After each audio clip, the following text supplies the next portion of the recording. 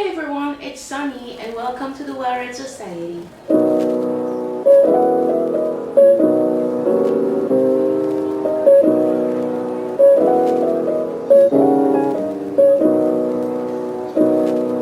So Valentine's Day season is here, and whether you celebrate Valentine's Day or not, whether you do have a Valentine or not, it's always nice to add a little sprinkle of romance and love in this harsh world.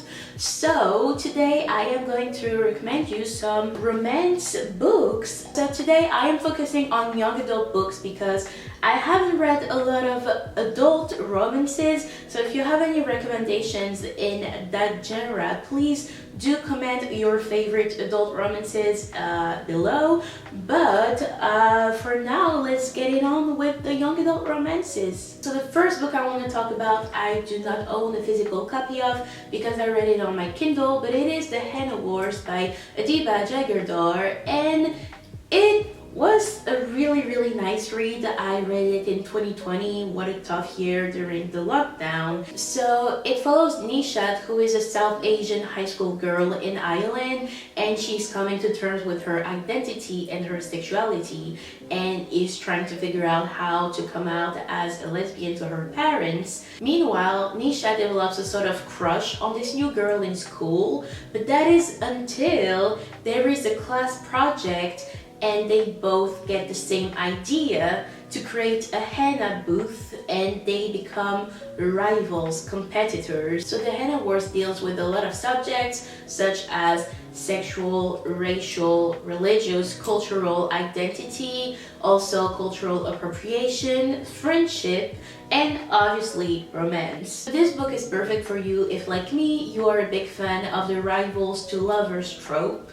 And it was so refreshing to see two women of color loving each other. I cannot stress that enough because, you know, it's already hard for any sapphic person, like any lesbian, bisexual woman and fans. Sapphic stories are really hard to find without being sexualized or told through the male gaze, but when they do exist, very often they center white people, or when there are people of color, they're always the love interest but never the main character, and they only serve as a sort of, I don't know, device for the main character's personal growth rather than being at the center of the story themselves. So the main character, Nishat, is a South Asian girl, more specifically a Bengali girl, and her love interest is a Brazilian black girl. So I don't know, there is something so refreshing about that, and I think it's just nice to finally see true representation and not representation of one specific category of queerness among women. By the way, soon I will be making a video on books with sapphic, lesbian, bisexual representation. So if you're into that kind of thing, make sure to subscribe and turn on the bell notification so that you don't miss this video. And by the way, Adiba is going to come out with a new sapphic story soon. I'm so excited for this novel to come out. No pun intended. If you want to keep up with which diverse books are coming out, just follow our Instagram and I'll touch on that later. So the next book, once again, I don't own a physical copy of because I read it on my Kindle once again, but it is Love and Gelato by Jenna Welch. And it was such a sweet story. Just let me start with that. It was such a sweet story. So this is a story about a girl called Carolina, but people call her just Lena. And her mother's dying wish was for her to go in Italy to meet her father because she's never met her biological father. Lena flies to Italy with no great enthusiasm. She's not really excited to meet her estranged father who never really checked up on her, and she doesn't bring much with her except for her mother's diary, which she hasn't read yet but intends on reading while she is in Italy. And once she gets there, she reads her mother's diary and sees that her mother at some point lived in Italy, and specifically in Florence, Tuscany, the place that Lena herself is staying at the moment. and so she sees all the great adventures that her mother went on. Then she meets a boy named Ren, who, you guessed it, becomes the love interest. And together they kind of go on the adventures that her mom went on. So they kind of follow the diary and went to the places that her mom mentioned in the diary, and they go to see Italian art, eat Italian food, and it's just also romantic. I mean, Italy, come on, Tuscany, Florence, how can you not make this romantic? So it's all very, very, very sweet.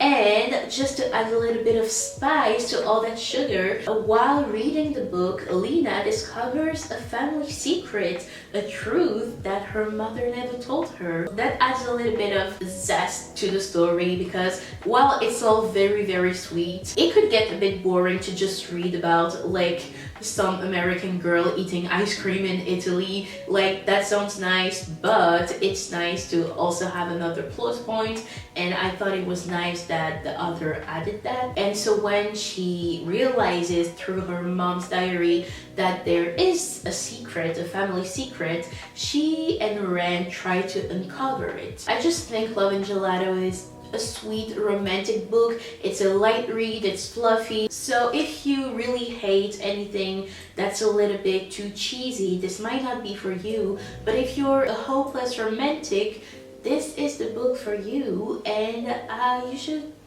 read it, I guess. Also, there are other books in the series, but I haven't read them. Next, we have a book that I do own a physical copy of, and it is Meet Cute, Some People Are Destined to Meet.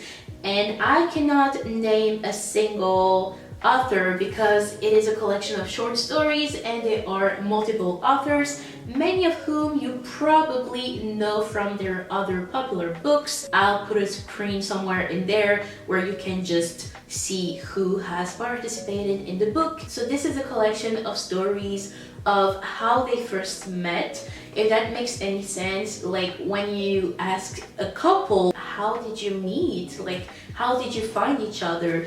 This is a collection of really short stories where basically those stories are told. So one of the things I really liked about this book was that because the authors in this collection are so diverse, it really reflected in the diversity of the stories and the characters. Because, you know, you read through this book, through these short stories, and you can see characters that are Black, white, Asian, Latino, gay, heterosexual, lesbian, transgender, plus size, you name it, they got it. And I think it's really refreshing to see them in such sweet, sweet stories, because a lot of the times when minorities do see ourselves represented, it's many times through the lens of trauma, discrimination, and we're always at the center of very just tragic and sad stories. And it was just so lovely to finally read about characters that look and feel like you, but are just having a really fun and romantic time and not being reminded of their trauma 24/7. So I think we need more of those stories of joy, especially for minorities, and especially in times like these. And also, another thing that I like about this book is its pace. I think this book is really nice for someone who has a short attention span or is looking for something really quick to read, because each story is about 20 pages. So if you're too bored to get into like a long story, a long book, you can't be bothered, you don't want to get invested too much in the book, this is perfect. 20 pages per story is perfect. And by the way, this was our December book of the month for our book club, and it was such a lovely thing reading it with other people. Next on the list is 10 Blind Dates by Elston. So this book is about a girl named Sophie who is so thrilled to finally have the house to herself, because her parents are kind of overbearing, but they are leaving for Christmas to her grandparents' house. So she's thinking, finally, I'm gonna have the house to myself and I'm gonna be able to spend some time with my boyfriend. But this dream staycation kind of turns into heartbreak when her boyfriend breaks up with her. So to escape and to kind of not stay alone in the house during Christmas after a breakup, she decides to join the rest of her family at her grandparents' house. They are a huge Italian family, very loving but very dramatic and a little bit intrusive, kind of like the Italian-American family cliche. And so her nonna, her grandma, gets the brilliant idea of setting up Sophie on 10 blind dates as a way to let her have fun and keep her mind off the breakup. So each member of the family gets to pick one boy that will take her on a date. And at first Sophie thinks it's a really terrible idea. She thinks, what did I get myself into? But she ends up having quite a lot of fun, and even if she doesn't get into it with the intent of finding love, she still has fun meeting people, getting out, not thinking about the breakup, and doing fun things that you do on dates. And she might eventually find love, and you'd have to read the book to find out.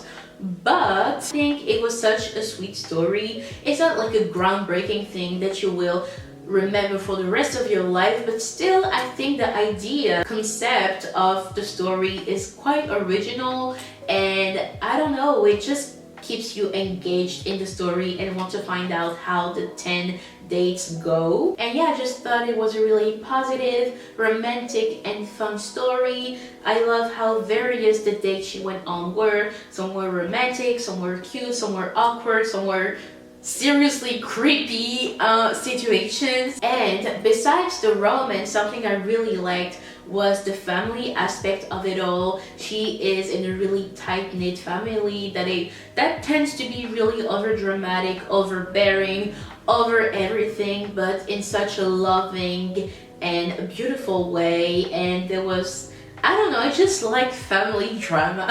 I love reading about it, and I think they were all really funny. Also the friendship, I really like the friendships in there between mostly the cousins and like her childhood friends.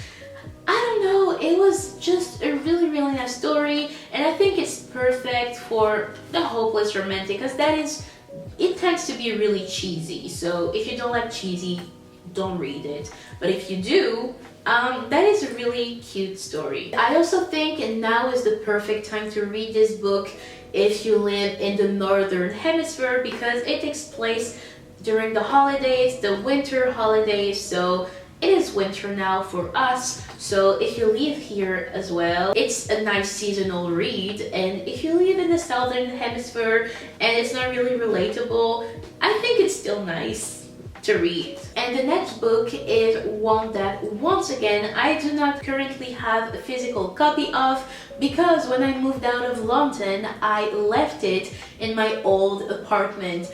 But it is You Should See Me in a Crowd by Leah Johnson. So the story follows Liz Likely, and she has great ambitions, but she believes that in her small town that is not very diverse, she, as a girl who is black and poor and a little bit awkward and also bisexual, she does not have great chances for success. So her plan is to get financial aid, go to college and become great, play in the orchestra, become a doctor, just success. The thing is that her financial aid falls through. She will not get it, so she needs another way to make the money, and the only other way she can think of is to compete and get the crown for prom queen, because in her high school with the prom queen title and crown comes a scholarship.